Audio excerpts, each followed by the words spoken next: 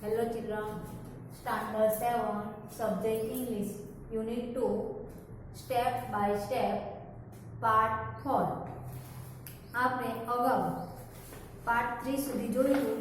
જ્યારે પાર્ટ 3 માં આપણે જોયું હતું કે લેમન પ્રિપેર કે કેવી રીતે લીંબુ શરબત તૈયાર કરે છે, લેમન જ્યુસ, અને લક્ષ્મણ કેવી રીતે તૈયાર કરે છે એ આપણે જોયું હતું કે આ ચિત્રમાં બતાવ્યું છે કે ફર્સ્ટ મિક્સ, તો એ મિક્સનું સેન્ટેન્સ જોવાનું કે કેવી રીતે મિક્સ કરે છે. સેકન્ડમાં આપણે જોયું હતું કટ, કે તે કટ ધ લેમન એટલે લીંબુને કાપે છે. થર્ડ છે શું કર્યું છે એમાં ટેક આઉટ સીડ્સ એટલે કે તેમાંથી તે સીડ કાઢે છે, બિયા કાઢે છે. Take out lemon seeds with a spoon એટલે કે ચમચી વડે તે બી કાઢે છે. ફોર્થમાં આપણે જોયું હતું પોર એટલે કે રેડવું. Pour water in the glass, એ ગ્લાસમાં પાણી રેડે છે. ત્યારબાદ એડ, ફિફ્થ અને સિક્સમાં add some sugar to the water in the glass, અને 6 એડ સમ સોલ્ટ ટુ એટલે એમાં થોડું મીઠું પણ ઉમેરે છે. 7માં છે સ્ક્વીઝ એટલે કે નીચોવવું.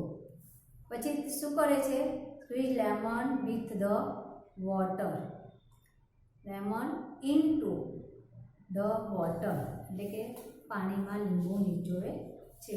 અને આ બધા સેન્ટેન્સ આપણે યોગ્ય ક્રમમાં પણ ગોઠવ્યા હતા, એ પણ આપણે જોયું હતું. હવે આપણે સી માં જોવાનું છે આન્સર ધ ફોલોઈંગ ક્વેશ્ચન, પ્રશ્નોના જવાબ જોવાના છે. તો આપણે જોઈશું કે what did Lakshman use to mix sugar? What did Lakshman use to mix sugar? Sugar ને મિક્સ કરવા માટે લક્ષ્મણ શું કરે છે? તો Lakshman use a spoon and stir the mixture એટલે કે સ્પૂન અને શું કરે છે મિક્સચરને હલાવે છે. How much of sugar did Lakshman add? એમાં લક્ષ્મણ કેટલી ખાંડ ઉમેરે છે? તો Lakshman added 1 spoon of sugar, કે 1 ચમચી તે ખાંડ ઉમેરે છે. થર્ડ છે at what time did Lakshman use a spoon? What time did Lakshman use a spoon? સ્પૂનનો ઉપયોગ કયા સમયે તે કરે છે? તો Lakshman use a spoon to add sugar and salt. એમાં સુગર એટલે કે ખાંડ અને મીઠું ઉમેરવા માટે તે એનો ઉપયોગ કરે છે. Use to the take out lemon seeds, અને તેમાંથી જે લીંબુના બી હોય છે તે કાઢવા માટે પણ તેનો ઉપયોગ કરે છે. And to stir the mixer, અને તે પ્રવાહીને આપણે હલાવવા માટે પણ તે યુઝ કરે છે. ત્યારબાદ what did Laxman do after squeezing the lemon? લીંબુ નીચોવ્યા પછી તે શું કરે છે? તો after squeezing the lemon Laxman took out lemon seeds with a spoon એટલે કે ચમચી વડે તે એમાંથી શું કાઢી નાખે છે? બી કાઢી નાખે છે. લીંબુ નીચોવે છે પછી એમાં જે લીંબુના બીજ પડ્યા હોય છે તે કાઢી નાખે છે. Why did Lakshman add salt in it? શા માટે લક્ષ્મણ એ લીંબુ શરબતમાં મીઠું ઉમેરે છે? શા માટે ઉમેરે છે? તો Lakshman added salt to lessen sourness એટલે કે એની જે ખટાશ હોય છે લીંબુની, એ ખટાશ લેસનેસ એટલે કે ખટાશ દૂર કરવા માટે એ લીંબુનો સોલ્ટનો ઉપયોગ કરે છે. લેસનેસ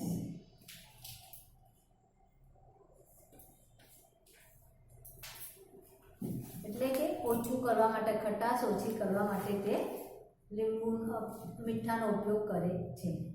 હવે નેક્સ્ટ એક્ટિવિટી છે 7. એક્ટિવિટી 7 છે રીડ ધ પ્રોસેસ. આ પ્રક્રિયાને વાંચવાની છે.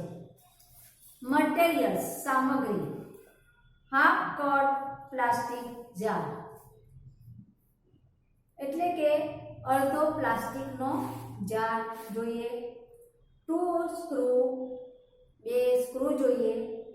કોપર વાયર તાંબાનું વાયર, 2 ટેસ્ટ ટ્યુબ્સ બે ટેસ્ટ ટ્યુબ જોશે, ડ્રાય બેટરી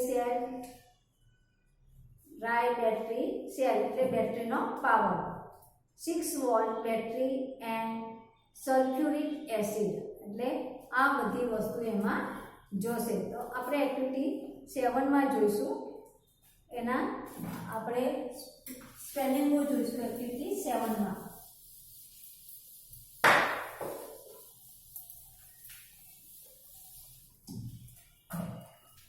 એક્ટિવિટી 7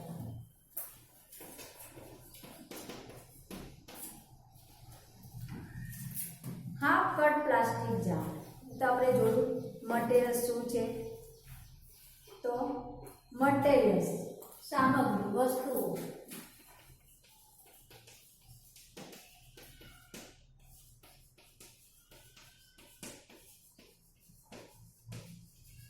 તો આ દરેક વસ્તુ આમાં જોઈએ છે. હાફ કટ પ્લાસ્ટિક જાર એટલે કે અડધી કાપેલી પ્લાસ્ટિકની બોટલ જોઈએ, બરણી જોઈએ. ત્યારબાદ છે કોપર વાયર. કોપર વાયર એટલે તાંબાનો તાર, વાયર. 2 સ્ક્રૂ એટલે 2 સ્ક્રૂ જોઈએ. 2 ટેસ્ટ ટ્યુબ, 2 નળીઓ, ટેસ્ટ ટ્યુબ એટલે નળી. ડ્રાય બેટરી સેલ એટલે બેટરીના પાવર. 6 વોલ્ટ બેટરી, 6 વોલ્ટની બેટરી જોઈએ. એન્ડ સલ્ફ્યુરિક એસિડ, આટલી વસ્તુ આમાં જોઈએ છે.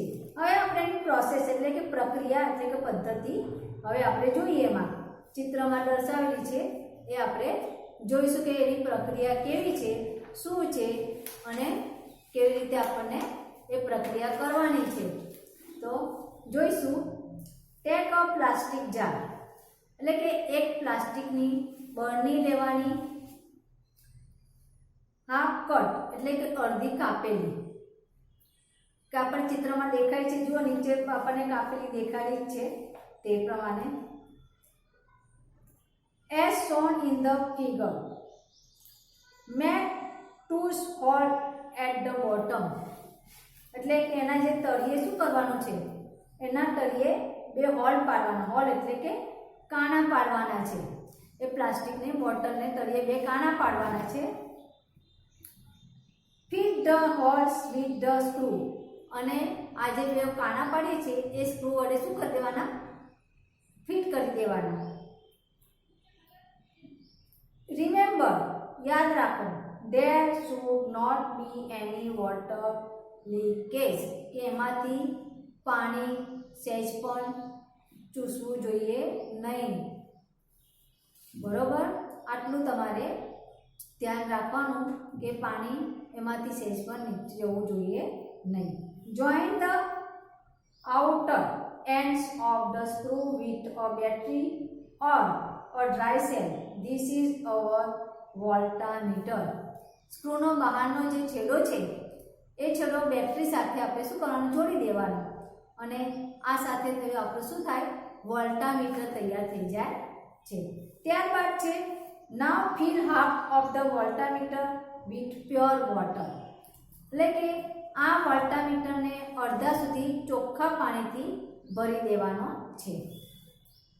Add 4 or 5 drops of sulfuric acid એમાં 4 થી 5 ટીપા, 4 or 5 4 અથવા તો 5 ટીપા સલ્ફ્યુરિક એસિડના અંદર નાખી દેવાના.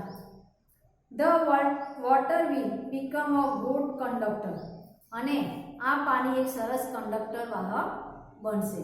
અને આ આપણું શું થયું છે, વોલ્ટામીટર. આપણે પદ્ધતિ આપેલી છે અને સામે આપણને ચિત્ર પણ આપ્યું છે અને આ ચિત્ર દ્વારા આપણે આ વોલ્ટામીટર તૈયાર થઈ છે અને પદ્ધતિ પણ આપણે જોઈ છે. હવે છે આની માટે આપણે પાછળ 26 પેજ ઉપર એની હેલ્પલાઇન પણ છે, તે તમે જોઈ શકો છો કે હેલ્પલાઇનમાં શું છે. હવે આપણે છે એક્ટિવિટી 8 માં. એક્ટિવિટી 8 છે મેગા રાઇડ. મેગા રાઇડ એટલે કે મેગા રાઇડ એટલે ભવ્ય સવારી. આ ભવ્ય સવારી શું છે એ આપણે જોઈશું. 8 એમાં Gujarat is progressive state. Gujarat એક પ્રગતિશીલ રાજ્ય છે. Ahmedabad is the largest city and centre of business in Gujarat. એટલે કે અમદાવાદ ધંધા માટેનું ખૂબ જ મોટું કેન્દ્ર ગુજરાતનું છે. Gandhinagar is the capital of Gujarat. Gandhinagar એ ગુજરાતની રાજધાની છે. About 52,000 people every day travel between these two capitals, old and new.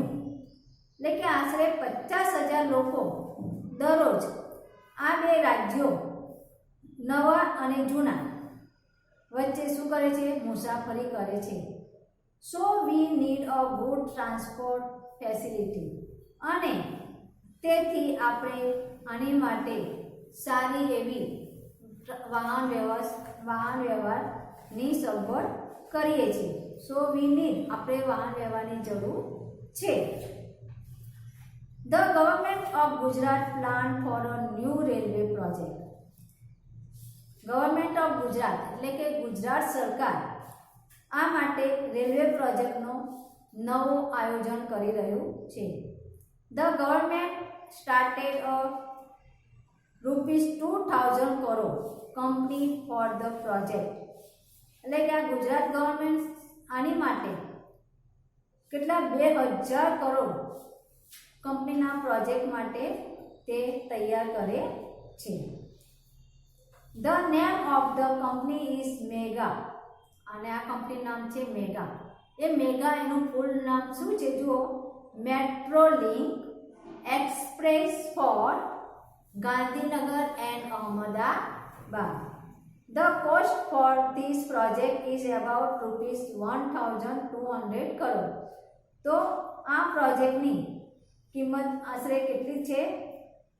1,200 crore એની કિંમત છે. તો અહીંયા આગળ આપણે આ ભાગ પૂરો કરીએ છીએ. વધુ આપણે આવતા ભાગમાં જોઈશું.